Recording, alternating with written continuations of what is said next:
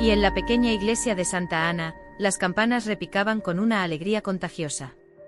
La plaza se llenaba de vecinos curiosos, familiares vestidos con trajes elegantes y amigas con vestidos coloridos que parecían reflejar el espíritu andaluz. Lucía Fernández Martín, de 27 años, ajustaba con nerviosismo el velo blanco que caía sobre sus hombros. En la sacristía, pasillo central, escuchar los acordes del órgano, ver a Javier esperándola con una sonrisa. Javier Martín Gutiérrez, su prometido, era un hombre de 30 años, guapo en apariencia. Un hombre serio con bigote poblado y una dignidad sencilla de trabajador jubilado. El órgano comenzó a tocar. Los pétalos de flores caían al suelo mientras Lucía caminaba con pasos lentos, sintiendo que cada mirada estaba sobre ella. No veía a nadie más, solo buscaba en el altar la figura de Javier. Allí estaba él con traje oscuro, la corbata ajustada demasiado, y ese gesto de orgullo que parecía decir, sí, esta mujer será mía. Cuando sus ojos se encontraron, Lucía sonrió con ternura. Quiso pensar que ese brillo en la mirada de Javier era amor verdadero. Quiso creer que todas las dudas que alguna vez tuvo, sus noches de copas, su temperamento impredecible, quedarían atrás después de casarse. El sacerdote, un hombre mayor llamado Padre Ignacio, empezó la ceremonia con palabras solemnes.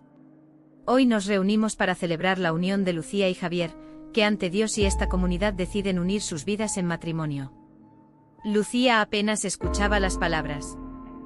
Se dejaba llevar por la atmósfera, los vitrales que iluminaban el altar, los cánticos de un coro improvisado, la voz de su madre llorando discretamente en la primera fila. Llegó el momento de los. Un aplauso tímido se escuchó al fondo. Luego fue el turno de Lucía y su voz tembló, pero no por inseguridad, sino por la intensidad de lo que sentía. Prometo estar a tu lado, Javier. Javier levantó la mano saludando a todos con aire triunfal. La celebración continuó en un salón de bodas cercano, decorado con guirnaldas blancas y mesas repletas de jamón ibérico, queso manchego y botellas de fino. La música de sevillanas inundaba el ambiente. Lucía bailó con su padre, luego con sus primos, y más tarde con Javier, que ya tenía una copa en la mano. Brindemos, mi amor, dijo él. Sus bromas más pesadas. Algunos invitados reían, otros intercambiaban miradas incómodas. Carmen, la amiga de Lucía, se acercó y le susurró. Ojalá no se pase. Lucía fingió no escuchar. No quería que nada arruinara aquel día. Cuando la fiesta llegó a su punto álgido, Javier subió a una mesa, copa en mano, y gritó. Quiero agradecer a todos por estar aquí. Pero sobre todo, balbuceó buscando palabras, sobre todo a Lucía, porque ha tenido la suerte de casarse conmigo. Algunos rieron, otros guardaron silencio. Lucía sintió una punzada en el estómago, pero sonrió. Tirado en el suelo. Ella pensó en el futuro, en los hijos que podrían venir, en la casa que soñaban comprar en Triana, en las mañanas compartiendo café en la cocina. Soñaba con un hogar cálido. Quiso creer que esas palabras eran de amor, no de posesión. Quiso creer que lo que la esperaba sería tan luminoso como aquella mañana de boda. Pero en algún rincón de su corazón, una sombra diminuta se encendió. Una voz silenciosa le decía que aquel brillo en los ojos de Javier, mezclado con el alcohol, sería una herida futura. Ella la ignoró abrazando el presente con todas sus fuerzas. Boda radiante en Triana. El vestido blanco de Lucía ya colgaba en el armario, envuelto en una funda transparente que apenas dejaba entrever el encaje. Cada vez que lo veía, experimentaba una punzada de nostalgia y duda. ¿Era posible que la felicidad prometida se hubiera desvanecido tan rápido? Los primeros meses después de la boda transcurrieron con una calma engañosa. Lucía y Javier se instalaron en un pequeño piso en Triana, cerca del puente de Isabel II, desde donde se podía escuchar el murmullo del Guadalquivir en las noches tranquilas. Lucía, todavía con la ilusión intacta. Prisa. Al principio Javier parecía cómplice en esos sueños. Le traía flores algunas tardes, la abrazaba al regresar del trabajo, le susurraba palabras dulces al oído. Pero poco a poco. La camisa desabotonada, los ojos vidriosos. ¿Has tenido un mal día? Preguntó Lucía, intentando sonar comprensiva. Va a lo de siempre, gruñó él. Ese trabajo es una mierda. El jefe no vale para nada. Lucía se sentó a su lado y le acarició el brazo. Tranquilo, amor. Ya verás que las cosas mejorarán. Él la miró con una mezcla de cansancio y desprecio. Tú no entiendes, Lucía. Oliendo a vino o a whisky. A veces reía de forma exagerada, a veces se enfurecía por cualquier cosa, porque la cena no estaba a su gusto, porque ella había olvidado comprar tabaco porque el piso. Él soltó una carcajada amarga. ¿Trabajo? Mañana no pienso ir. Que se las arreglen sin mí. La discusión escaló rápido.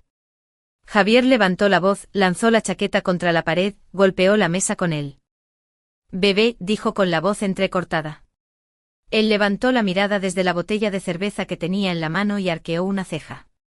Un bebé. Repitió como si no entendiera. ¿Y eso es motivo para estar tan contenta? Claro que sí, contestó Lucía, con lágrimas en los ojos.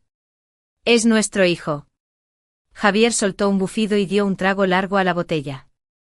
Ya veremos si eso es una buena noticia. Los niños son caros. Y además, ¿crees que vas a poder trabajar igual?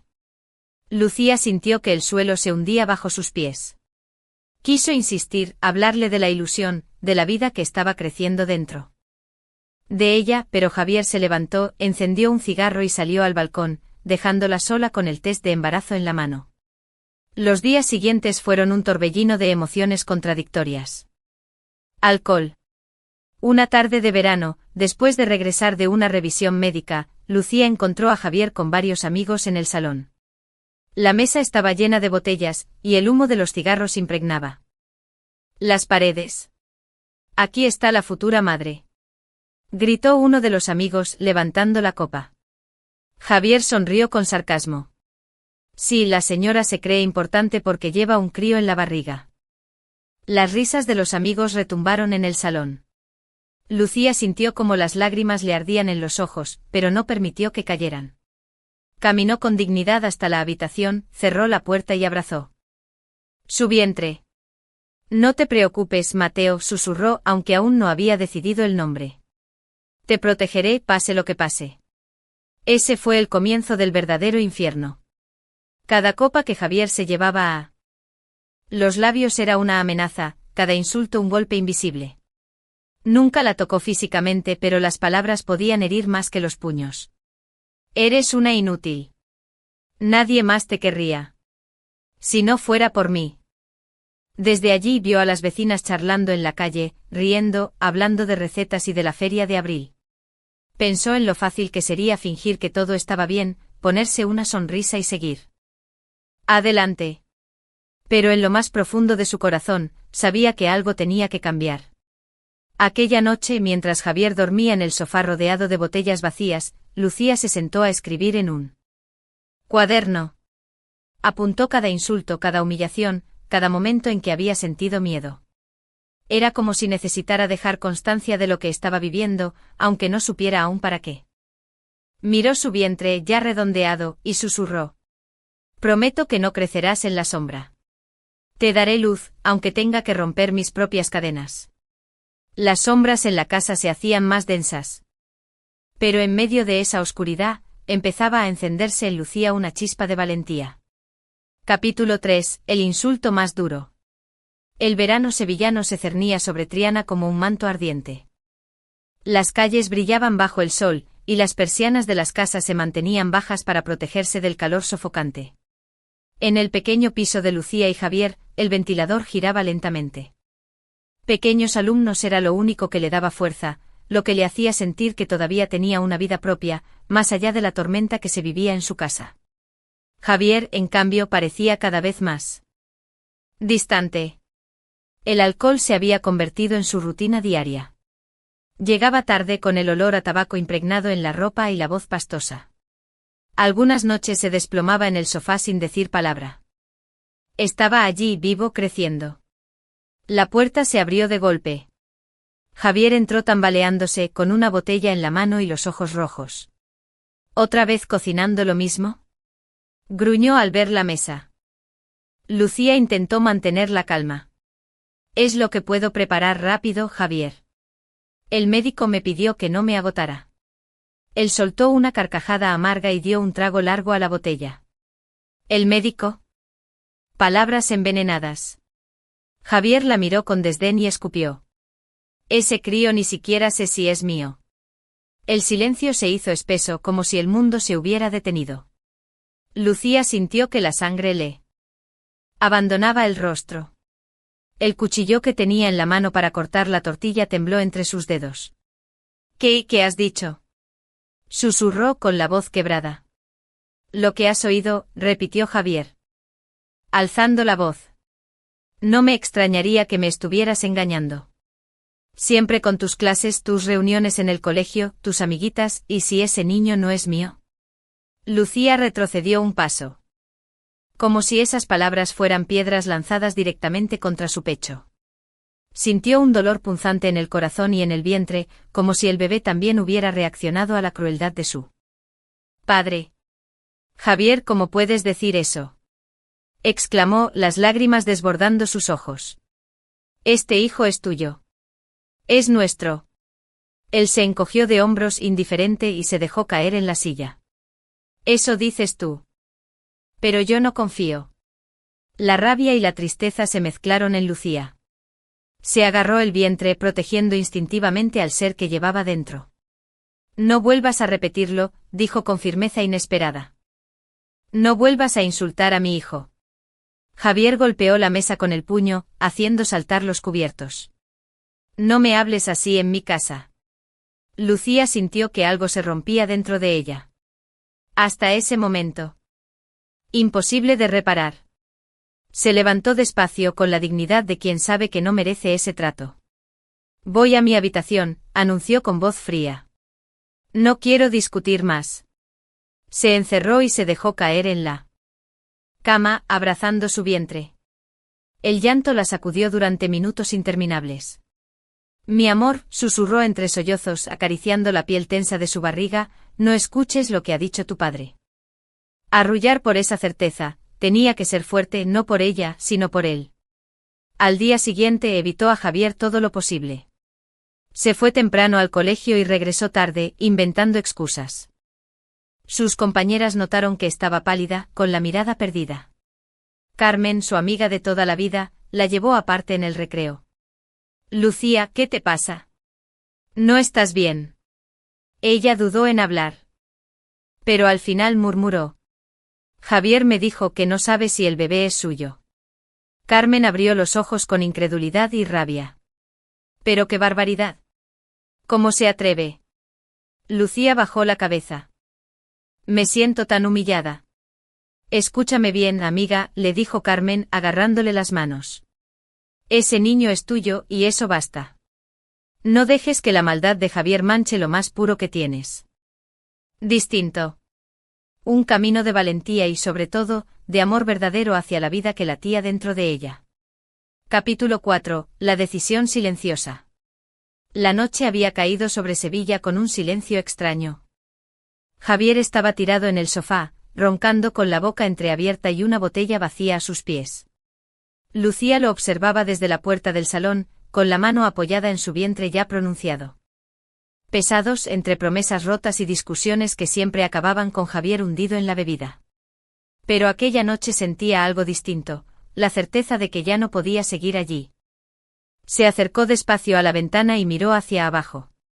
El barrio estaba en calma, algunos vecinos charlaban en las esquinas, otros cerraban persianas. Todo parecía normal en el exterior. Pero dentro de esas cuatro paredes, la vida de Lucía se desmoronaba. Recordó el insulto brutal de días atrás, ese crío ni siquiera sé si es mío. Esa frase aún resonaba en su cabeza como un eco. Venenoso. Se lo había repetido tantas veces que había aprendido a contestarse a sí misma en silencio, sí, es tuyo, Javier. Pero sobre todo, es mío. Y lo protegeré aunque tenga que hacerlo sola. Guardar mis documentos personales. Llevar algo de ropa para mí y para el bebé. Hablar con Carmen. Buscar un lugar seguro antes del parto.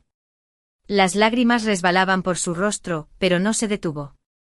Sabía que esa lista era su única salida, la semilla de una vida nueva. De repente un ruido la hizo saltar. Javier se revolvió en el sofá, murmurando algo incoherente. Lucía contuvo la respiración, temiendo que se despertara. Pero él volvió a hundirse en el sueño, indiferente al mundo. La joven regresó al cuarto y se tumbó en la cama. Abrazó su vientre con ternura. Mateo, susurró por primera. Decisión. Lucía sonrió entre lágrimas. Durante horas permaneció despierta, repasando cada detalle. Pensó en lo que diría la gente del barrio, en cómo reaccionaría la familia de Javier. En los susurros que ya podía imaginar, se fue porque no supo ser una buena esposa. Pero también pensó en lo que significaba quedarse, criar a su hijo en un hogar donde el amor se había marchitado. Ese día, después de clase, se reunió con Carmen en una cafetería cercana. Su amiga la escuchó en silencio con el ceño fruncido y las manos temblorosas de rabia. «Tienes que salir de ahí». Lucía, dijo al final, con voz firme. «Yo te ayudaré. Puedes quedarte en mi casa hasta que encuentres algo mejor. No estás sola». Lucía sintió un alivio inmenso. Era la primera vez en meses que alguien. Habitación tomó la decisión final: cuando naciera Mateo, no habría vuelta atrás. Saldría de esa casa y nunca miraría atrás. El silencio de esa noche no fue de resignación, sino de preparación. Un silencio cargado de planes, de fuerza contenida, de amor hacia la vida que crecía en su vientre.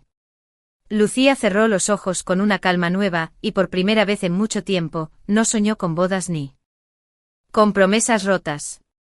Soñó con un futuro distinto, un hogar pequeño, risas infantiles, y la libertad de criar a su hijo en paz. Porque a veces la decisión más valiente no se grita, se toma en silencio, en la soledad de una noche cualquiera, cuando una mujer elige proteger lo que ama. Y aquella noche en Triana, Lucía eligió. Capítulo 5. Los susurros del pueblo. El amanecer en Triana tenía siempre un aire de frescura, con el aroma a pan recién horneado y a café que escapaba de las ventanas abiertas. Pero para Lucía aquel amanecer era distinto, ya no despertaba en el mismo piso que había compartido con Javier. Ahora estaba en la casa de Carmen, su amiga de toda la vida, que le había ofrecido un refugio seguro. El parto se había acercado más rápido de lo que esperaba. Y entre contracciones, miedos y lágrimas, Lucía había sentido también la liberación. En la clínica, cuando Mateo abrió los ojos por primera vez, ella supo que todo sacrificio valía la pena. Del barrio. Sevilla era una ciudad de alegría, de fiestas, de ferias, pero también de voces que susurraban detrás de las cortinas. En la frutería de la esquina, las vecinas comentaban mientras elegían tomates. ¿Has oído lo de Lucía? Sí, dejó a Javier. Y embarazada. Dicen que no aguantó ni 3 años de matrimonio. ¡Qué vergüenza! Una mujer debe luchar por su marido, por su familia. El niño está bien, pero ya ves, crecerá sin un padre. ¿Qué futuro le espera así? Lucía escuchaba fragmentos de esas conversaciones en el mercado, en el colegio, incluso en la panadería donde compraba el desayuno. Cada palabra era como una espina que se clavaba en su piel. Al principio quiso defenderse, gritar la verdad, que Javier se había perdido en el alcohol, que la había insultado, que había sembrado en ella el miedo. Pero cada vez que estaba a punto de hacerlo, miraba a Mateo en sus brazos y recordaba que el silencio, aunque doloroso, podía ser más sabio. Ya hablará la vida. Y sobre todo, tienes a Mateo. Lucía asentía, pero en el fondo le dolía. No era fácil cargar con la mirada acusadora de quienes la señalaban como la mujer que abandonó a su marido. Como un perro. Y los parroquianos asentían, algunos por simpatía, otros por miedo a contradecirle. Así, el rumor se alimentaba de voces que nunca habían pisado el salón de Lucía ni escuchádolo. No era grande, apenas 2 habitaciones, pero era suyo. Allí colgó cortinas nuevas, pintó las paredes de colores claros y llenó la sala de juguetes para Mateo. Cada risa del niño era un recordatorio de que había tomado la decisión correcta. Pero el pueblo no callaba. Una tarde, mientras paseaba con el carrito por la calle Betis, una vecina se le acercó con gesto serio. Lucía, hija. Yo te aprecio mucho, pero deberías volver con Javier.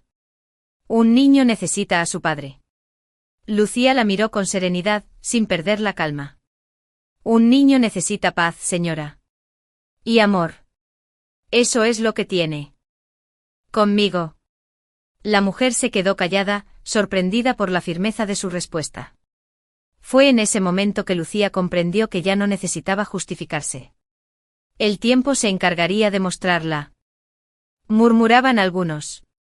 La respuesta estaba frente a ellos, un niño feliz, cuidado por una madre que había sacrificado su reputación para darle un futuro digno. Lucía, mientras tanto, seguía con su vida. Así fue como, entre susurros y miradas, la joven madre aprendió a caminar erguida. Porque los rumores podían golpear fuerte, pero no más fuerte que la verdad de un amor que crecía cada día en él. Silencio de su hogar. Y aunque el pueblo hablara, aunque las voces se multiplicaran, Lucía sabía que había ganado la primera batalla, la de no dejarse destruir por las palabras. El resto. A humedad y a tierra mojada. En Triana, las luces de las farolas iluminaban las calles estrechas, donde los vecinos se saludaban al pasar y las voces resonaban en los bares. Sin embargo, para Lucía. De alquiler cerca del colegio, Lucía descubrió lo que significaba la soledad verdadera. No era solo la ausencia de Javier en su vida, sino también la distancia que comenzaba a surgir entre ella y las personas que antes llamaba amigas o conocidas. Muchas de ellas, quizás por miedo al que dirán o por lealtad a la familia de Javier, dejaron de visitarla, de invitarla a reuniones, de llamarla. Siquiera por teléfono. Las mañanas eran un ejercicio de resistencia. Lucía se levantaba temprano, preparaba a Mateo, lo dejaba en la guardería y caminaba hacia el Colegio San Jacinto, donde alumnos. En ese espacio, al menos, se sentía útil y reconocida. Pero al volver a casa, el silencio la envolvía.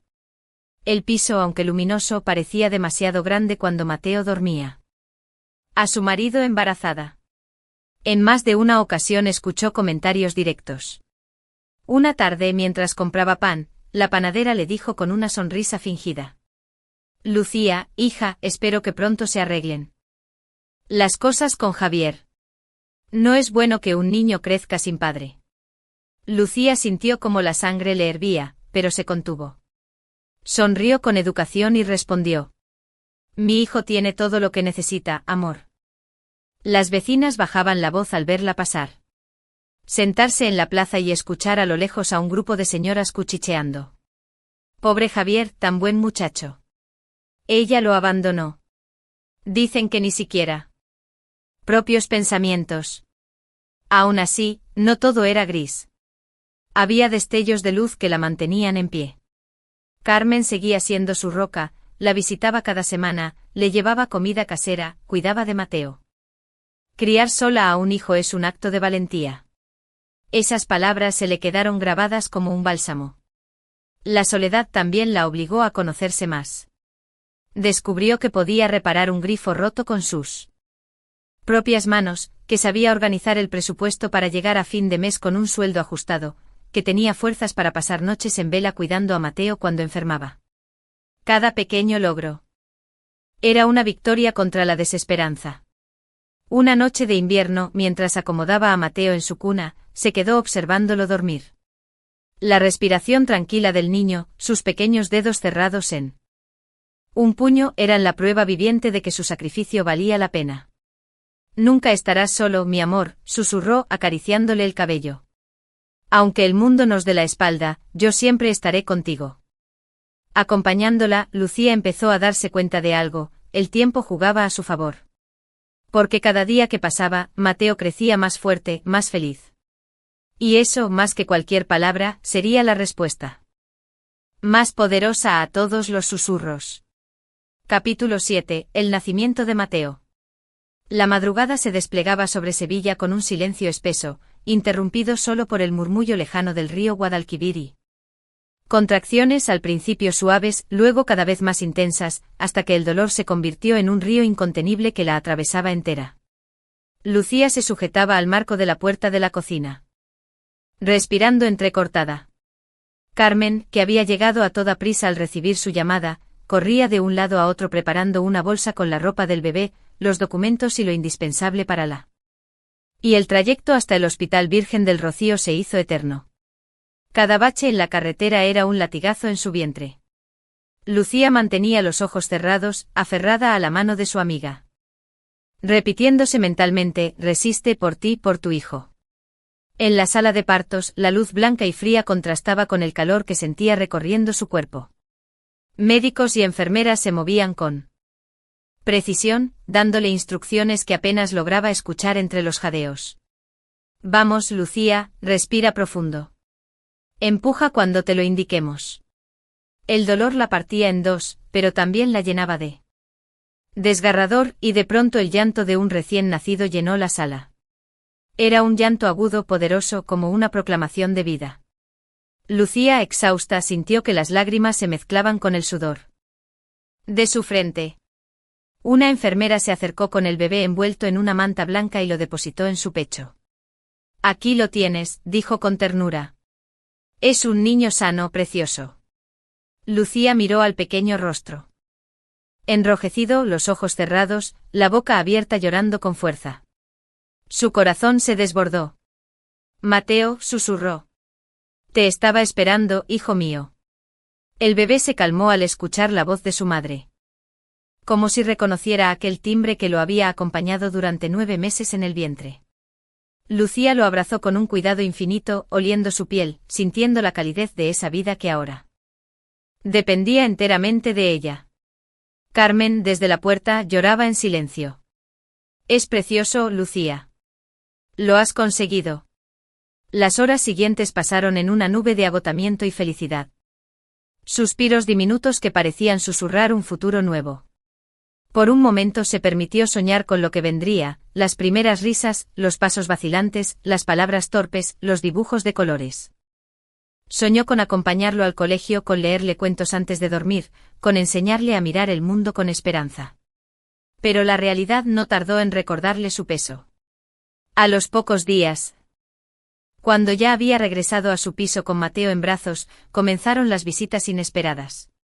Una mañana, la madre de Javier, doña Remedios, apareció en la puerta sin previo aviso. Vengo a ver a mi nieto, dijo con voz cortante sin saludar siquiera. Lucía dudó un instante, pero al final abrió la puerta. No quería negar un lazo de sangre, aunque el corazón le gritara lo contrario. Doña Remedios se inclinó sobre la cuna y miró a Mateo con gesto crítico. Es pequeño, aunque tiene los ojos de mi hijo. Ojalá algún día conozca la verdad. Lucía la miró, herida por la insinuación. La verdad es que Mateo está sano y rodeado de amor. Eso es lo único que importa. La visita no duró mucho, pero dejó tras de sí un rastro de amargura. Lucía comprendió que la batalla contra los prejuicios apenas comenzaba. En el barrio, los susurros crecían. Ya nació el niño, pero pobre, sin un padre de verdad. Dicen que Lucía ni siquiera dejó que Javier estuviera en el parto. ¡Qué egoísta, esa muchacha! Lucía escuchaba, pero no respondía. Cada palabra de reproche encontraba su respuesta en la sonrisa de Mateo, en la manera en que su pequeño cuerpo se acurrucaba contra él suyo buscando calor. Las noches eran duras. Entre los llantos del bebé, las tomas y el cansancio, Lucía apenas dormía. Había momentos en que se sentía al borde del colapso, con los ojos ardiendo de fatiga. Pero bastaba con mirar a su hijo para recuperar fuerzas. Una madrugada especialmente difícil, después de varias horas sin dormir, se levantó para calmarlo. Al arrullarlo en brazos, sintió que una paz inesperada la envolvía. Estamos solos, Mateo, pero juntos somos suficientes. Te daré todo lo que necesites, aunque el mundo entero se ponga en contra. Fue en ese instante cuando comprendió que la soledad no era derrota, sino un espacio donde podía reconstruirse. Mateo era su ancla, su motor, la prueba viviente de que la vida podía renacer incluso en medio del dolor. Con el paso de los meses, la relación madre e hijo se convirtió en un lazo indestructible. Cada sonrisa de Mateo era un triunfo contra las voces que la acusaban, cada paso de crecimiento un Argumento silencioso contra las críticas. Lucía sabía que la lucha sería larga. Pero también sabía que en sus brazos sostenía la mejor razón para resistir. Y mientras acunaba a su hijo junto a la, encontraba en cada sonrisa de su hijo la fuerza para seguir adelante. Su pequeño piso de alquiler en Triana se había convertido en un refugio de ternura, juguetes de colores en el suelo. Ropa diminuta colgada en los radiadores, biberones secándose en la cocina. Sin embargo, la calma doméstica contrastaba con la tormenta que venía de fuera. Porque mientras ella se afanaba en construir Remedios, la madre de Javier, Lucía la encontró una mañana en el buzón, mientras bajaba con Mateo en brazos para comprar pan. Dudó en abrirla. El corazón le golpeaba con fuerza, como si anticipara que las palabras escritas dentro serían más dolorosas que los cuchicheos de la calle. Ya en casa, la abrió con manos temblorosas. Lucía. Me duele escribirte, pero lo hago por obligación moral. Has deshonrado a nuestra familia marchándote de esa manera, dejando a mi hijo solo en el peor momento. Todos en el barrio hablan de tu egoísmo. No cumpliste con tu deber de esposa. Si de verdad amaras a Javier, habrías buscado ayuda, habrías aguantado. Ahora tienes un hijo y ese niño también es parte de nuestra sangre. Algún día entenderá lo que hiciste y yo me encargaré de que sepa la de Javier. Estaba manchada, como si hubiera sido escrita en un bar entre copas. Lucía. No sé por qué te fuiste. Todo lo que dicen de mí son exageraciones tuyas. Si me hubieras querido de verdad, habrías estado a mi lado. Ahora vas de mártir, pero la gente ya sabe quién eres. El niño crecerá sabiendo que su madre fue la que destruyó nuestra familia. Vuelve, todavía puedes arreglar lo que rompiste. Lucía leyó la carta en silencio, con el corazón encogido. Reconocía en esas frases el mismo patrón de siempre: negación, manipulación, culpabilización. El mismo Javier que la había acusado de infidelidad ahora se mostraba como víctima. Y por primera vez, Lucía no sintió duda ni culpa. Sintió liberación. Rasgó el papel en pedazos pequeños y los arrojó a la basura. El flujo de cartas se prueba más de lo lejos que estaba de aquel mundo de manipulación. Los guardaba algunos días, otros los rompía. Lo importante era no devolver palabra. Carmen, al enterarse, se enfureció. ¿Y no vas a decir nada? ¿No vas a defenderte? Lucía negó con la cabeza. No necesito defenderme. Mi vida y la de Mateo son mi respuesta. Y así fue. Mientras las cartas intentaban arrastrarla hacia el pasado, Lucía se concentraba en el presente, en preparar purés de verduras, en cantar nanas, en leer cuentos ilustrados. Mateo crecía sano, curioso, con una mirada vivaz que iluminaba cada rincón del piso. Con el tiempo las cartas dejaron de dolerle. Aprendió a verlas como ruido, como un eco distante que ya no tenía poder sobre ella. En su lugar, eligió escuchar otras voces. La risa de su hijo, las palabras de ánimo de Carmen, los saludos cordiales de algunos vecinos que empezaban a darse cuenta de que Lucía no era la mujer débil que les habían descrito, sino una madre valiente que estaba sacando adelante a su hijo sola. Una tarde de primavera, mientras Mateo jugaba en el suelo con bloques de colores, Lucía abrió el cajón donde había guardado las primeras cartas. Las sacó, las miró una por una, y luego encendió una vela. Con calma las fue quemando en un cuenco metálico, viendo cómo las palabras de reproche se convertían en cenizas. Al terminar, tomó a Mateo en brazos y lo besó en la frente. Nunca necesitaremos su aprobación. Solo necesitamos la verdad que construimos cada día. A partir de entonces, los sobres en el buzón dejaron de tener poder. Podían llegar 100 cartas más, pero todas serían recibidas con el mismo silencio. Porque Lucía había entendido que su voz no se encontraba en el papel de respuesta. Lágrimas y cuidados. Cada palabra nueva, cada descubrimiento de su hijo, era un recordatorio de que la decisión de marcharse había sido la correcta.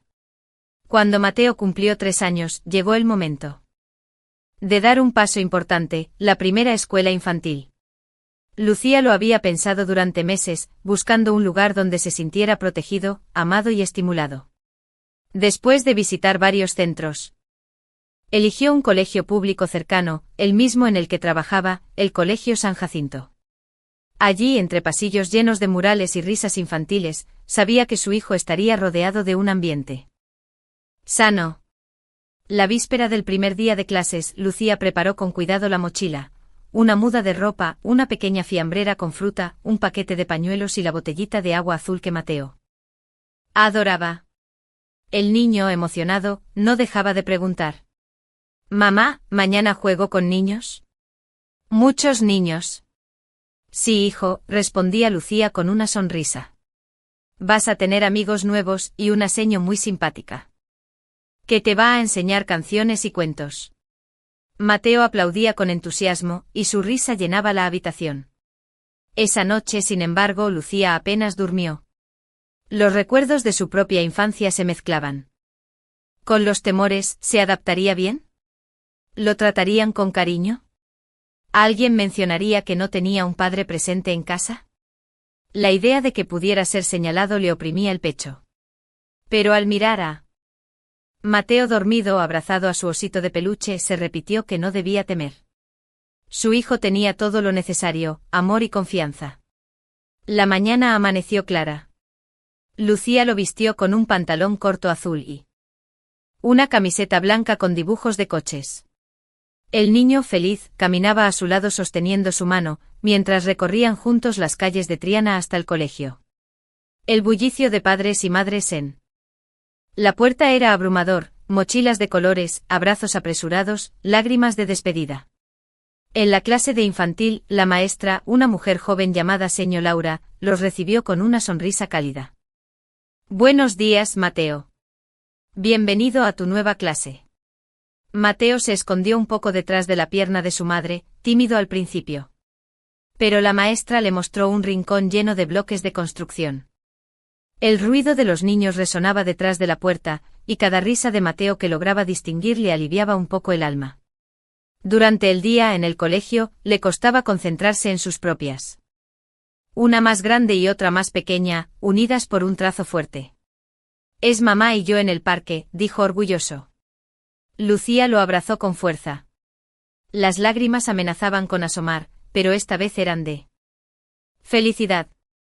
La seño Laura se acercó con una sonrisa. «Tiene mucha imaginación y una gran facilidad para comunicarse. Ha participado en todo. Es un niño muy despierto». Esas palabras fueron como un bálsamo para Lucía. La maestra no veía un niño marcado por la ausencia de un padre, ni por los rumores del barrio. Veía un niño feliz, inteligente y lleno de vida.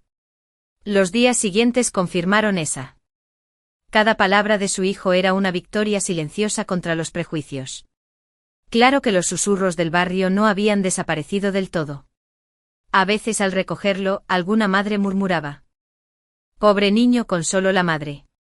Pero Lucía ya no se sentía herida. Miraba a Mateo saltar feliz, correr hacia ella con los brazos abiertos, y sabía que la verdad estaba allí, en esa sonrisa amplia y... «Mi hija no deja de hablar de él en casa. Dice que es el que más comparte sus juguetes». Lucía sonrió con gratitud. «Gracias. Eso me hace feliz». Y lo decía de corazón. Porque en esas pequeñas validaciones encontraba la confirmación de que todo lo que había soportado valía la pena. En las noches, después de acostar a Mateo, Lucía se quedaba mirando el techo. El recuerdo de las cartas, de los insultos, de los rumores, todavía dolía. Pero sobre ese dolor crecía ahora una certeza: el futuro estaba de su lado. Cada logro de Mateo era un ladrillo en la fortaleza que estaba construyendo, cada risa un escudo contra la amargura del pasado. Así, la primera escuela no fue solo un paso para Mateo, sino también para Lucía. Un paso hacia la reconciliación con la vida. Hacia la convicción de que el amor silencioso, constante y firme siempre vence a las voces que intentan destruir. Capítulo 10. Amigos nuevos. Los primeros días de Mateo en la escuela infantil habían sido una sorpresa constante para Lucía. Su hijo, que hasta hacía poco dependía únicamente de su compañía, comenzaba a abrirse a un mundo nuevo lleno de colores, canciones y juegos compartidos.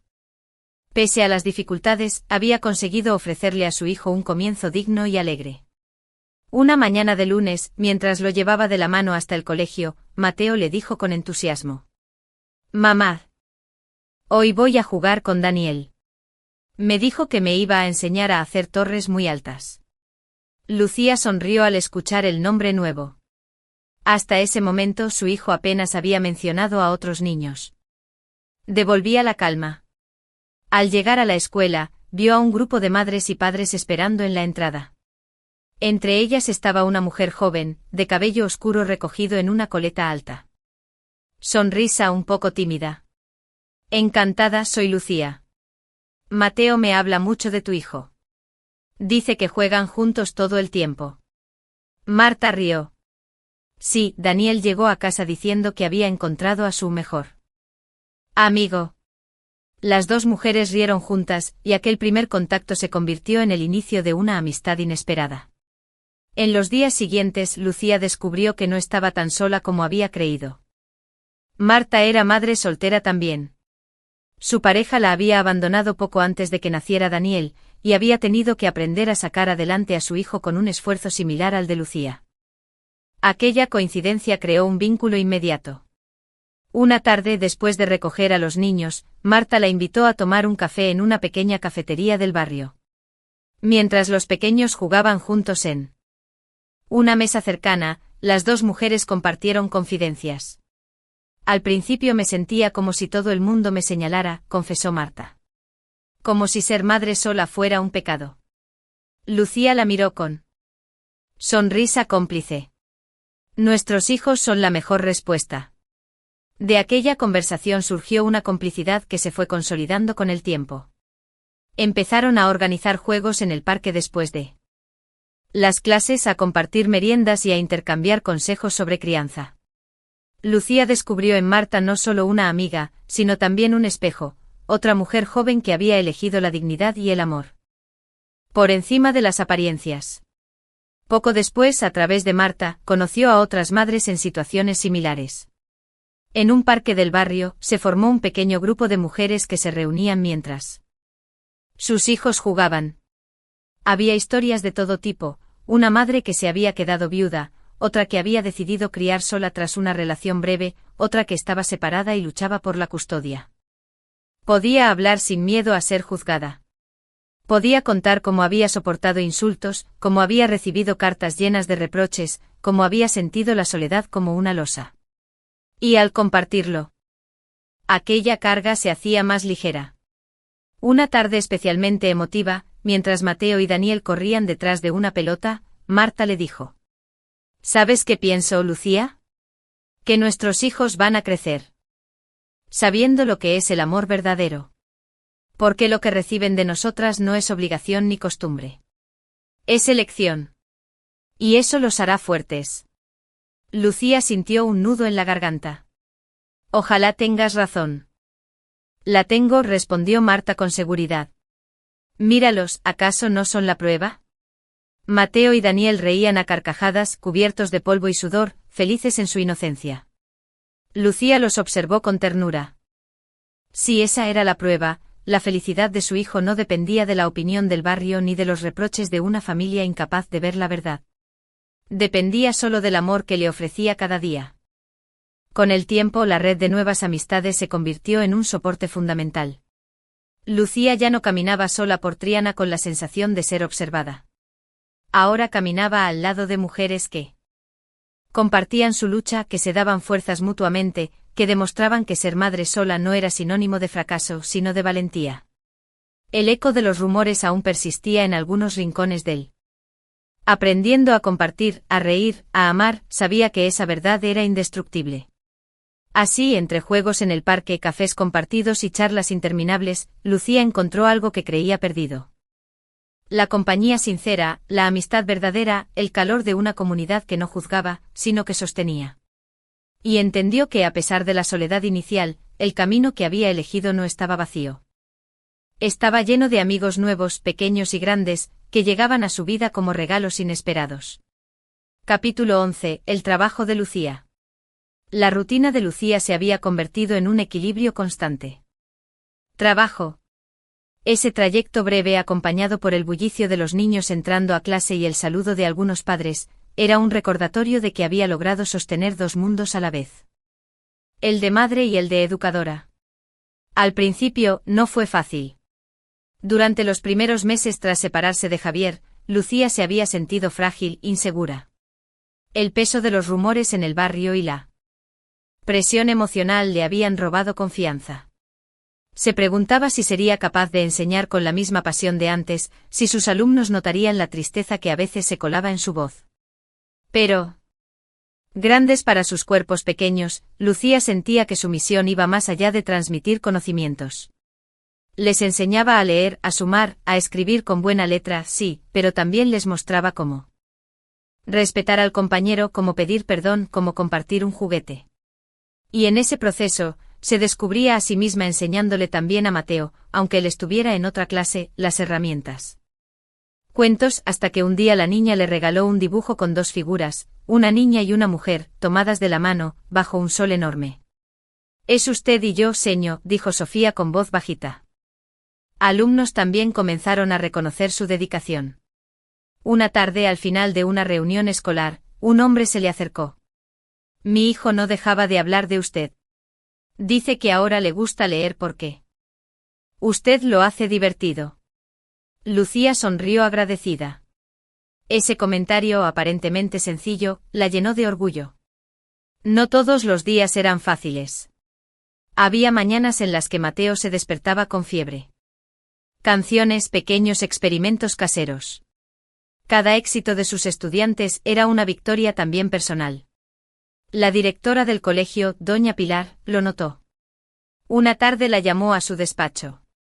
«Lucía, quiero felicitarte. He recibido comentarios muy positivos de los padres y veo el progreso de tu clase. Sé que has pasado por momentos difíciles, pero aquí eres un ejemplo de profesionalidad». Lucía sintió que los ojos se le llenaban de lágrimas. Aquellas palabras eran como un reconocimiento no solo a su trabajo, sino también a su lucha silenciosa. Al salir del despacho, respiró hondo. Libro escolar. Cada maestra debía preparar con sus alumnos una pequeña representación o lectura. Lucía con su clase eligió representar un cuento tradicional andaluz. Pasaron semanas ensayando, pintando decorados y confeccionando disfraces. La ilusión de los niños era contagiosa, y Lucía se volcó en la preparación, trabajando hasta altas horas de la noche en casa, mientras Mateo dormía. El día de la feria, la sala estaba llena de padres, madres y vecinos. Lucía, nerviosa, observaba a sus pequeños actores desde un rincón. Cuando comenzó la obra y escuchó las risas y los aplausos del público, sintió que el corazón se le hinchaba. Al final, los niños la abrazaron gritando: «Señor, lo conseguimos». Fue entonces cuando comprendió algo esencial: su trabajo no era solo un empleo, sino una misión de vida. Esa tarde, mientras caminaba de regreso a casa con Mateo de la mano, él le preguntó: «Mamá, ¿por qué todos te quieren tanto en la escuela?». Lucía sonrió conmovida. «Porque cuando uno hace las cosas con amor, hijo, la gente lo siente». Mateo la miró con ojos brillantes, como guardando esas palabras en su memoria. Aquel capítulo de su vida marcó un renacer. Lucía ya no era la mujer rota por insultos ni la madre aislada por rumores.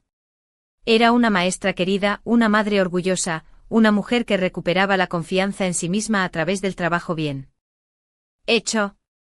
Y cada día al entrar en el aula y ver las caritas expectantes de sus alumnos, se recordaba que el amor que sembraba allí era también una forma de sanar sus propias heridas.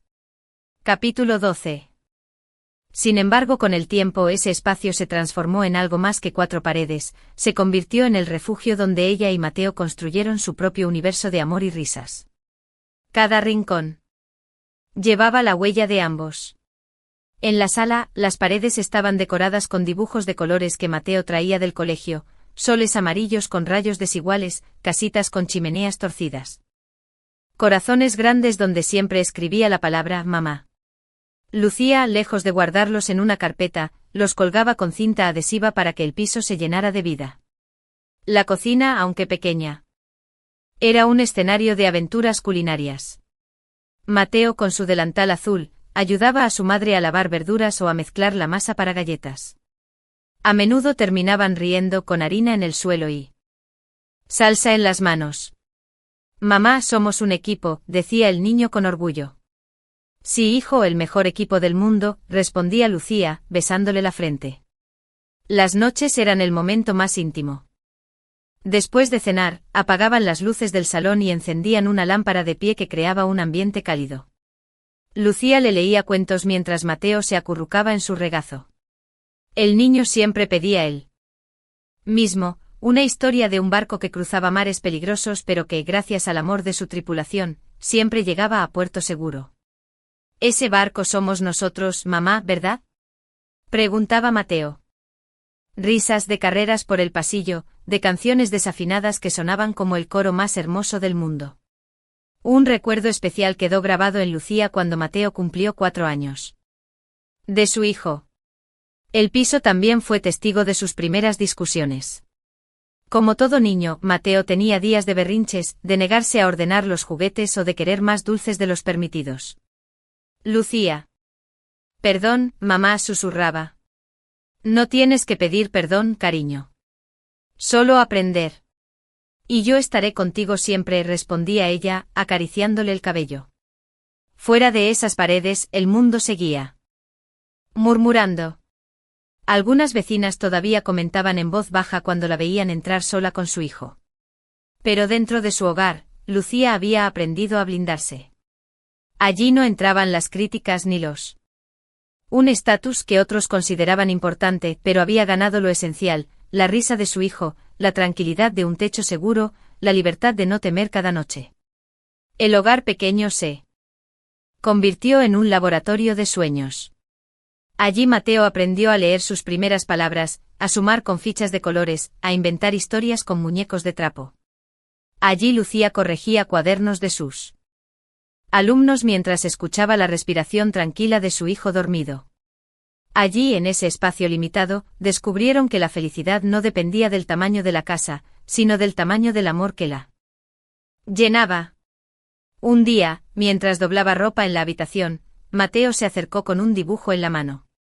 Era un rectángulo con una puerta y 2 ventanas torcidas. Dentro, 2 figuras sonrientes. Mira. Mamá, nuestra casa. Es pequeña, pero está llena de corazones. Lucía sintió un nudo en la garganta. Colgó el dibujo en la pared, junto a los demás, y pensó, sí, hijo, este hogar es pequeño. Alumnos de la escuela. El tema era sencillo, mi familia y yo. Lucía recibió la noticia con cierta inquietud. Sabía que para muchos niños el concepto de familia incluía un padre, una madre y a veces hermanos. Se preguntaba cómo representaría Mateo su mundo, si sentiría la presión de dibujar algo que no tenía o si, por el contrario, plasmaría con naturalidad lo que vivía cada día. Una tarde, al recogerlo de la escuela, Mateo saltó hacia sus brazos con una sonrisa entusiasta. Mamá, voy a pintar un dibujo para el concurso. Voy a ganar. Lucía rió acariciándole el cabello. Mateo pidió que le comprara acuarelas nuevas y cartulinas. Lucía, con el sueldo ajustado, hizo un pequeño esfuerzo y le llevó un set de colores brillantes que iluminó los ojos del niño. Torcidas se leía, mamá y yo en el jardín.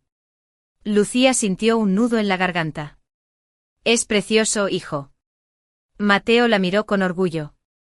Es que somos nosotros, mamá. Somos felices así. Las lágrimas rodaron por las mejillas de Lucía, pero eran lágrimas dulces.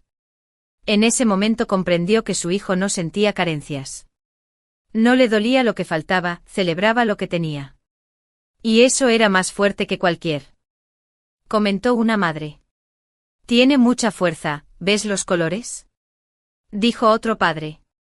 Lucía sintió que el corazón se le hinchaba de orgullo. No necesitaba ningún premio, el hecho de que otros reconocieran la belleza del dibujo de Mateo ya era suficiente. Pero la sorpresa llegó cuando, al final de la jornada, la directora del colegio tomó el micrófono para anunciar los ganadores. Queridos niños y talento especial. Y se nota que está lleno de amor en casa. Lucía agradeció conmovida. En ese instante comprendió que el dibujo de Mateo no era solo una pintura infantil. Era un mensaje al mundo. La prueba de que una familia podía ser pequeña pero completa, que no necesitaba cumplir moldes tradicionales para estar llena de felicidad. Esa noche, de regreso en casa, Mateo colgó su diploma en la pared del salón, junto a sus otros dibujos.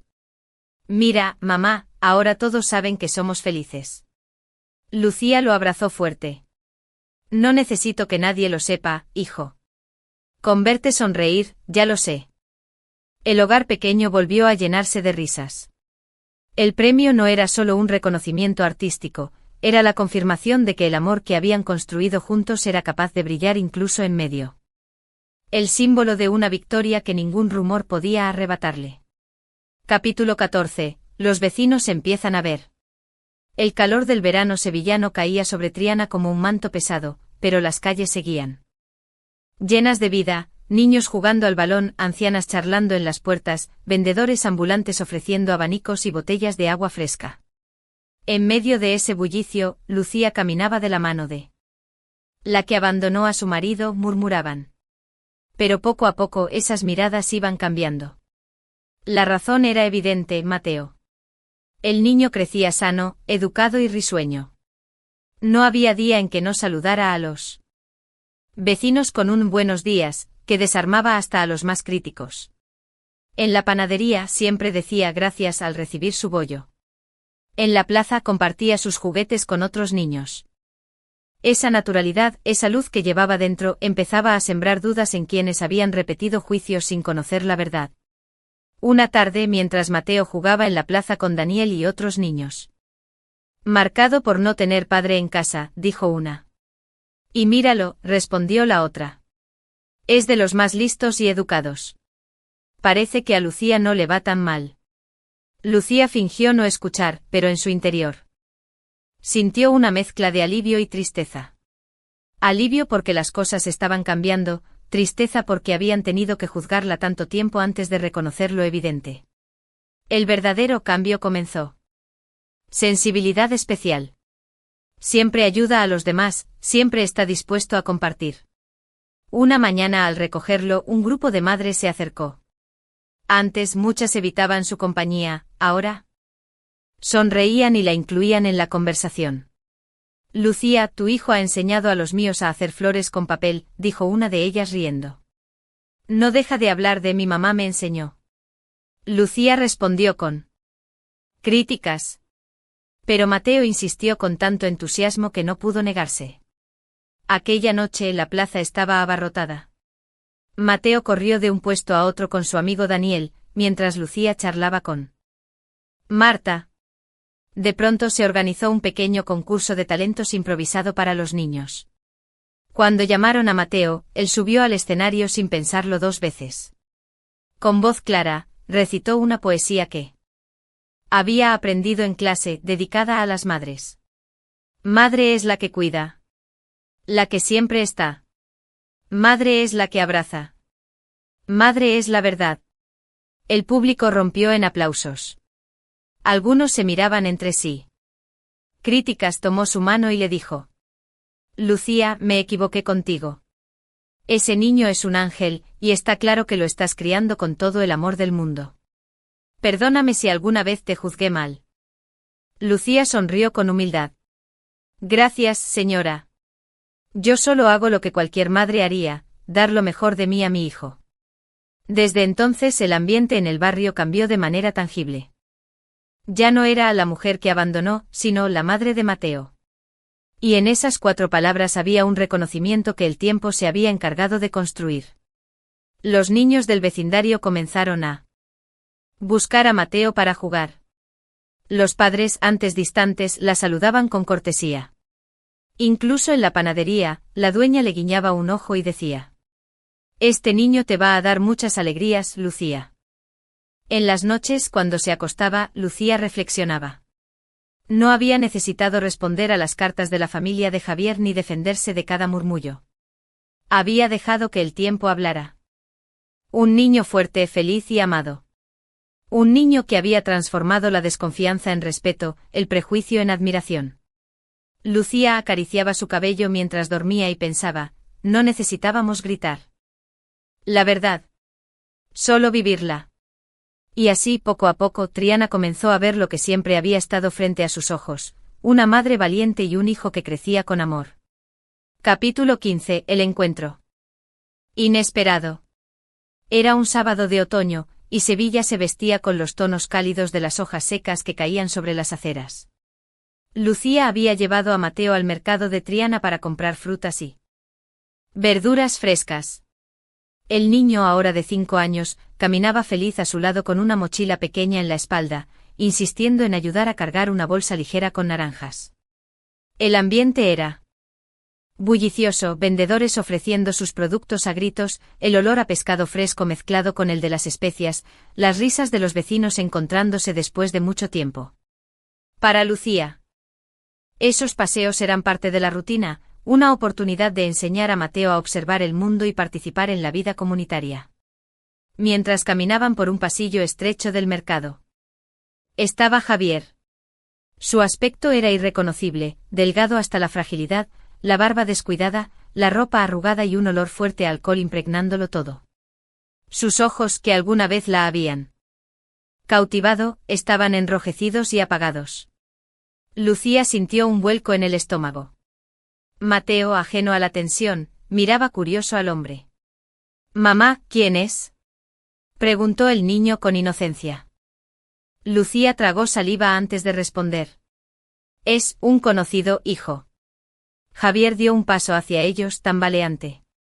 «¿Ese es mi hijo?», preguntó con voz ronca señalando a Mateo. La gente alrededor empezó a mirar. Algunos reconocieron a Javier y murmuraron en voz baja. Lucía sintió que el corazón le golpeaba el pecho. Su instinto fue ponerse delante de Mateo como un escudo. «Mateo». Con un gesto repentino, intentó acercarse más. «Déjame hablarle, al menos saludarlo. Es mi sangre». Lucía lo detuvo con una mirada severa. «No. No mientras estés así. Si de verdad quieres ser parte de Camino, nuestro hijo crece feliz, seguro y amado». Esas palabras parecieron atravesarlo. Javier quiso replicar, pero un ataque de tos lo interrumpió. Tosió con fuerza, doblándose hacia adelante. Y varios vecinos se acercaron a sostenerlo.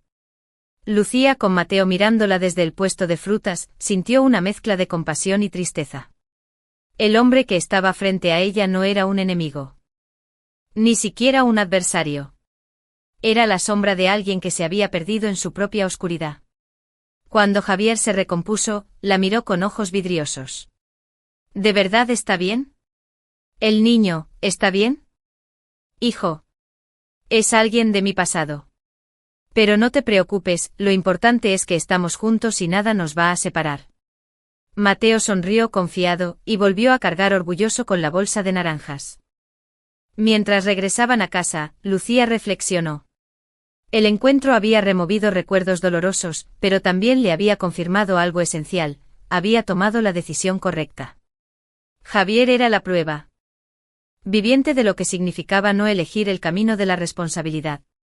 Ella, en cambio, tenía a su lado a un niño que era todo amor y esperanza.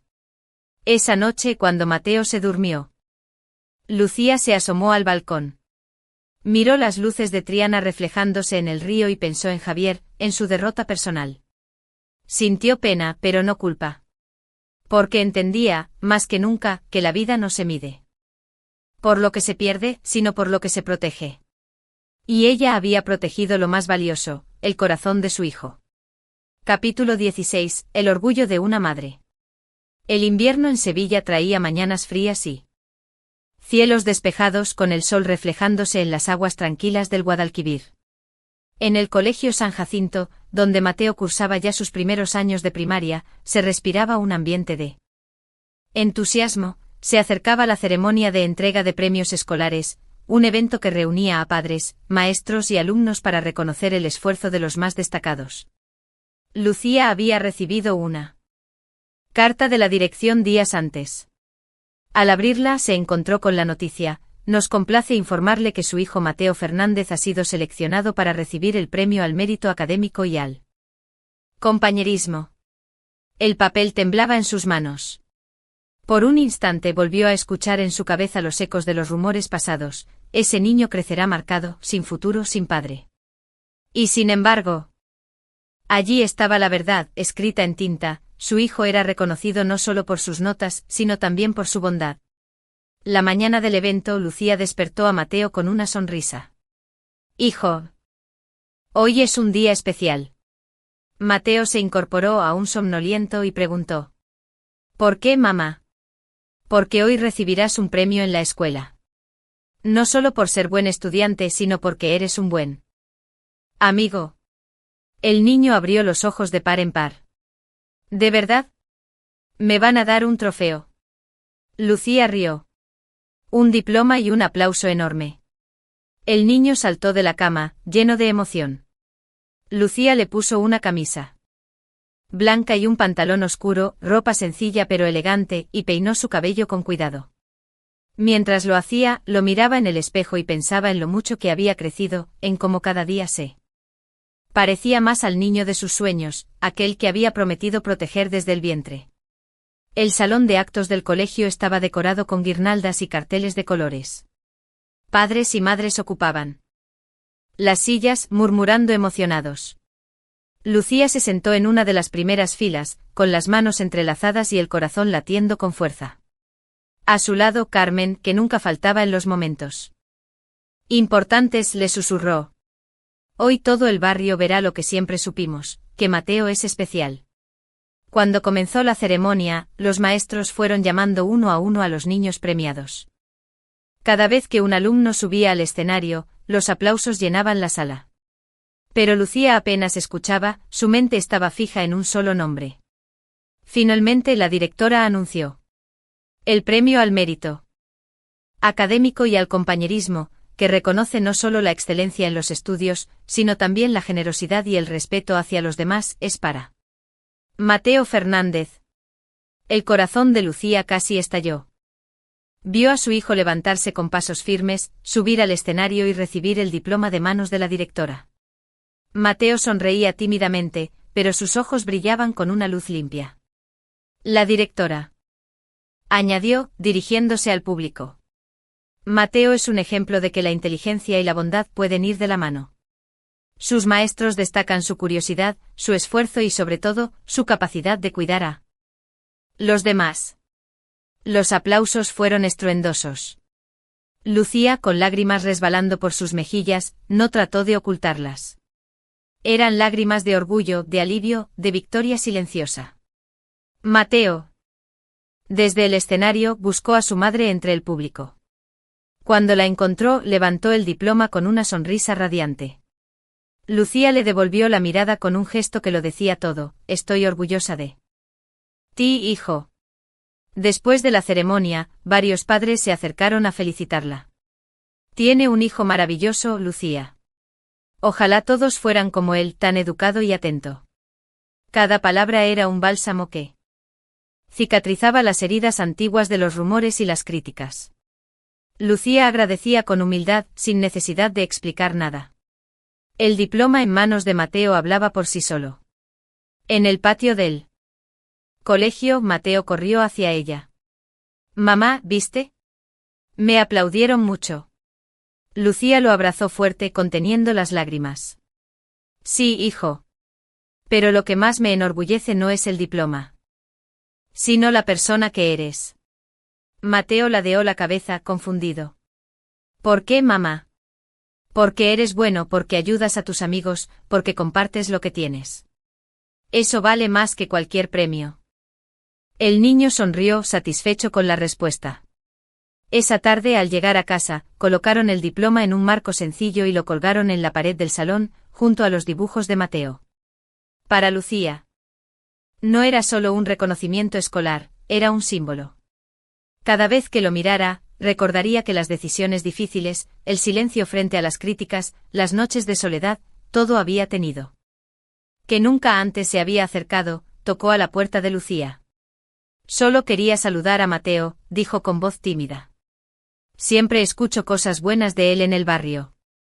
Lucía dudó, pero finalmente la dejó pasar. No guardaba rencor, aunque no olvidaba. Lo importante era que Mateo sintiera que el respeto podía recuperarse, aunque hubiera sido negado en el pasado. El verdadero símbolo del cambio ocurrió durante las fiestas del barrio. En una tómbola, Mateo ganó un pequeño trofeo de juguete. Cuando subió al escenario a recogerlo, los vecinos lo aplaudieron con entusiasmo. Algunos gritaron su nombre. Otros sonrieron con orgullo como si el niño fuera parte de todos. Lucía, observando la escena, comprendió algo: ya no era la mujer que abandonó, sino la madre de Mateo. Y ese nuevo título la dignificaba más que cualquier defensa. Con el paso del tiempo, los murmullos se apagaron casi por completo. Había quienes aún recordaban viejas historias, pero sus voces eran débiles frente a la evidencia diaria: un niño feliz, una madre trabajadora, un hogar lleno de amor. El barrio que antes la señalaba, ahora la saludaba con respeto. Una noche, mientras preparaba la cena, Lucía miró a Mateo sentado en la mesa haciendo sus deberes. El niño levantó la vista y sonrió. Mamá, hoy en clase dijeron que soy muy listo. Pero yo les dije que es porque tú me ayudas siempre. Lucía sintió un calor inmenso en el corazón. Se acercó, le acarició la mejilla y le dijo: eres listo porque eres tú, Mateo. Yo solo estoy aquí para acompañarte. Esa noche, al acostarse, pensó en todos los años de silencio, en las lágrimas derramadas en soledad, en las cartas sin respuesta. Todo había valido la pena. Las murmuraciones ya no tenían poder. El tiempo, la constancia y el amor habían demostrado la verdad. Y comprendió que el mayor triunfo no era haber callado a quienes la criticaban, sino haber construido un presente tan sólido que nadie pudiera negarlo. Capítulo 18. Actuaciones, bailes y pequeñas obras teatrales. Para Lucía aquel año tenía un significado especial: Mateo participaría por primera vez en la fiesta. Durante semanas el niño no hablaba de otra cosa. Mamá, voy a bailar sevillanas con mis amigos. Tenemos que ensayar todos los días, decía con entusiasmo, moviendo los brazos con torpeza en el salón de casa. Lucía reía al verlo tan entregado. Cada tarde, después de hacer los deberes, Mateo pedía poner música en el viejo equipo de sonido, y ambos convertían el pequeño salón en un escenario improvisado. Lucía, que había bailado sevillanas, sonriente: tu hijo tiene un arte increíble. Se nota que lo apoyas mucho. Otra añadió: es un niño muy seguro de sí mismo. Eso no se aprende solo en la escuela, eso viene de casa. Lucía agradeció con humildad, pero por dentro sentía que el corazón le explotaba de orgullo. Cada palabra era una confirmación de que estaba criando a Mateo en el camino correcto. La fiesta continuó con meriendas compartidas. Los padres llevaron tortillas, empanadas, dulces caseros. Lucía había preparado magdalenas que desaparecieron rápidamente de la mesa. Mateo, rodeado de amigos, corría de un lado a otro, exhausta pero feliz. Mateo se acercó y se dejó caer a su lado, todavía jadeando de tanto correr.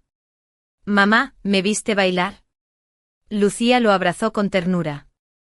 Claro que sí, hijo. Bailaste como nunca. Estoy muy orgullosa de ti. Mateo apoyó la cabeza en su hombro. Quiero bailar todos los años. Y quiero que siempre estés ahí para verme. Lucía lo besó en la frente conmovida. Siempre estaré, Mateo. Las noches de soledad, las cartas sin respuesta, los rumores crueles. Todo aquello quedaba atrás. Ahora, la evidencia era un niño feliz, aplaudido y querido por todos. Mientras apagaba la luz del salón, Lucía comprendió que la verdadera victoria no estaba en los premios ni en los aplausos, sino en ver a su hijo crecer libre, confiado y amado. Esa era la recompensa más grande. El orgullo tranquilo de una madre que había resistido y vencido con silencio y amor. Capítulo 19. La carta no enviada. Las noches tranquilas en el pequeño piso de Triana solían ser un refugio para Lucía. Después de acostar a Mateo, se quedaba en silencio, corrigiendo cuadernos de sus alumnos o leyendo algún libro olvidado en la estantería. Sin embargo, había noches en que el silencio era demasiado pesado, y los recuerdos del pasado volvían como sombras persistentes.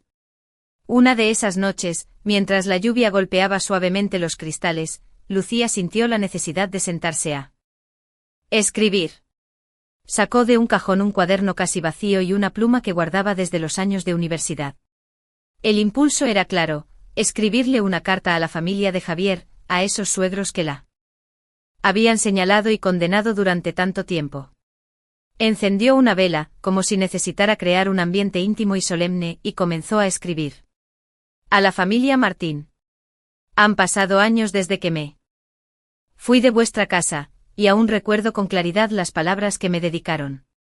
Me llamaron egoísta, ingrata, desleal. Me acusaron de abandonar a Javier en el peor momento y de negarle a mi hijo un padre.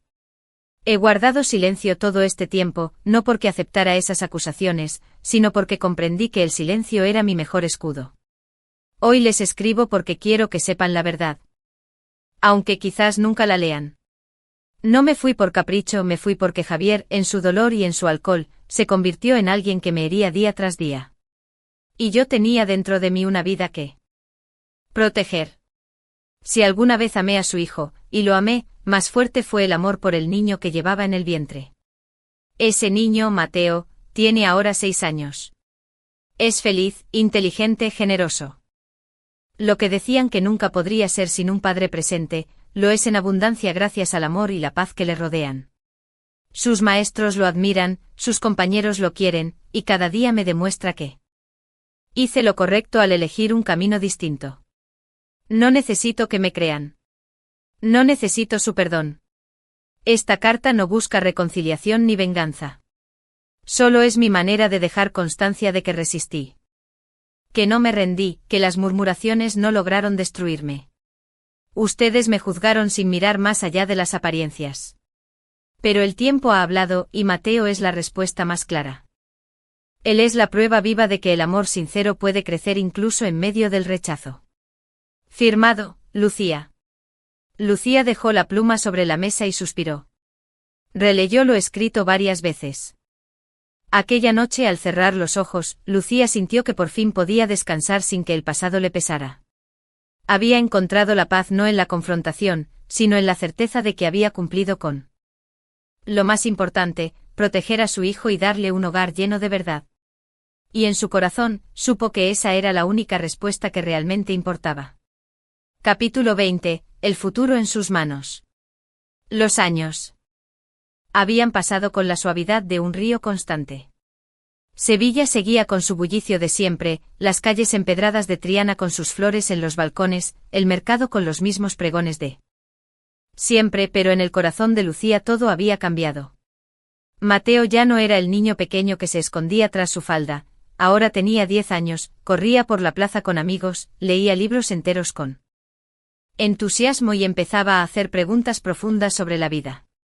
Una tarde de verano, mientras caminaban juntos por la orilla del Guadalquivir, Mateo le preguntó: «Mamá, ¿tú alguna vez tuviste miedo de no poder conmigo?» Lucía lo miró sorprendida. «¿Por qué dices eso, hijo?» «Porque sé que criaste sola. Marta me lo dijo un día, que eres muy valiente. Y pensé que a lo mejor fue difícil». Lucía sonrió con un nudo en la garganta. «Sí, fue difícil. Hubo noches en que lloré sin que tú lo supieras. Hubo días en que sentí que el mundo estaba en contra. Pero nunca tuve miedo de ti. Al contrario, tú siempre fuiste mi fuerza». Mateo apretó su mano con seriedad, como si entendiera más de lo que aparentaba. «Entonces yo también quiero ser tu fuerza cuando crezca». Lucía lo abrazó. Y en ese gesto comprendió que el ciclo de dolor se había cerrado. Lo que había empezado como una huida, como un acto de supervivencia, se había transformado en un camino de construcción material.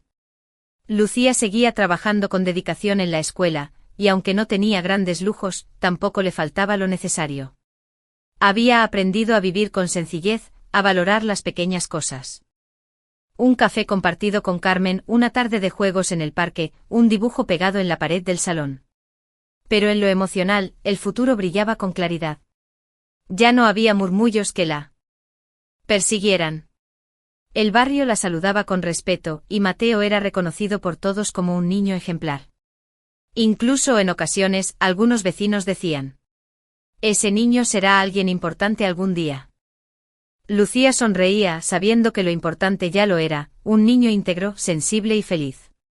Una noche especial, después de la exposición de los sueños, Lucía decidió escribir de nuevo en su cuaderno. Ahora sabía que esas preguntas ya tenían respuesta.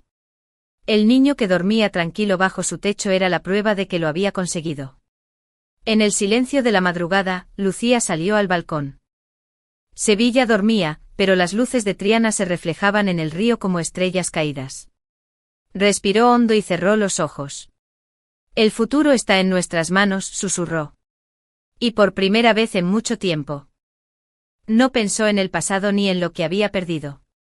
Solo pensó en todo lo que aún quedaba por vivir, los años de adolescencia de Mateo, sus estudios, los nuevos sueños que vendrían. Lo acompañaría. Siempre, no como una madre perfecta, sino como una madre real, fuerte y amorosa. En su interior supo que pasara lo que pasara, ya nada ni nadie podría arrebatarle lo que había construido. Y en la pequeña iglesia de Santa Ana, las campanas repicaban con una alegría contagiosa. La plaza se llenaba de vecinos curiosos, familiares vestidos con trajes elegantes y amigas con vestidos coloridos que parecían reflejar el espíritu andaluz. Lucía Fernández Martín, de 27 años, ajustaba con nerviosismo el velo blanco que caía sobre sus hombros. En la sacristía. Pasillo central, escuchar los acordes del órgano, ver a Javier esperándola con una sonrisa. Javier Martín Gutiérrez, su prometido, era un hombre de 30 años, guapo en apariencia. Un hombre serio con bigote poblado y una dignidad sencilla de trabajador jubilado. El órgano comenzó a tocar. Los pétalos de flores caían al suelo mientras Lucía caminaba con pasos lentos, sintiendo que cada mirada estaba sobre ella. No veía a nadie más, solo buscaba en el altar la figura de Javier. Allí estaba él con traje oscuro, la corbata ajustada demasiado, y ese gesto de orgullo que parecía decir: sí, esta mujer será mía. Cuando sus ojos se encontraron, Lucía sonrió con ternura. Quiso pensar que ese brillo en la mirada de Javier era amor verdadero. Quiso creer que todas las dudas que alguna vez tuvo, sus noches de copas, su temperamento impredecible, quedarían atrás después de casarse. El sacerdote, un hombre mayor llamado Padre Ignacio, empezó la ceremonia con palabras solemnes. Hoy nos reunimos para celebrar la unión de Lucía y Javier, que ante Dios y esta comunidad deciden unir sus vidas en matrimonio. Lucía apenas escuchaba las palabras. Se dejaba llevar por la atmósfera, los vitrales que iluminaban el altar, los cánticos de un coro improvisado, la voz de su madre llorando discretamente en la primera fila. Llegó el momento de los. Un aplauso tímido se escuchó al fondo. Luego fue el turno de Lucía, y su voz tembló, pero no por inseguridad, sino por la intensidad de lo que sentía. Prometo estar a tu lado, Javier. Javier levantó la mano saludando a todos con aire triunfal. La celebración continuó en un salón de bodas cercano, decorado con guirnaldas blancas y mesas repletas de jamón ibérico, queso manchego y botellas de fino. La música de sevillanas inundaba el ambiente.